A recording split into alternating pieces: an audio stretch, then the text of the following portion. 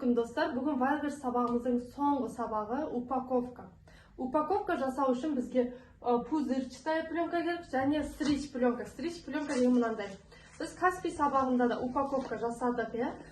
Каспийда осындай стрич пленкамен орап, сыртына накладнойын жабыстырып біз ысқаққа апара аламыз.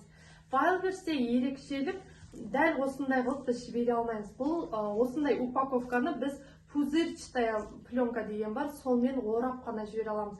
Пузырчатая пленка ол жұмсақ, ешқандай сынуға мүмкіндік бермейтін, прям орайтын құрал пленка. Сол пузырчатаямен орап, сыртына штрих-код және баркодымызды жабыстырып ысқаққа апарамыз. Баркод, штрих-код дегеніміз ол клиент жайлы данный, баркод деген өзіміз жайлы данный, оны өткен сабақтарда айтқан болатын.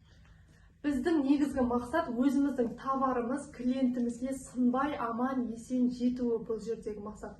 Орап, баркодымызды, штрих-кодымызды жабыстырып ысқаққа тапсырамыз. Болды.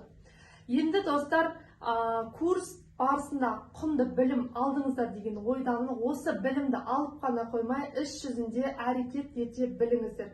Енді саудаларыңыз көп болсын, бизнеста, вообще өмірде жолдарыңыз болсын деп тілеймін. Келесі кездескенше.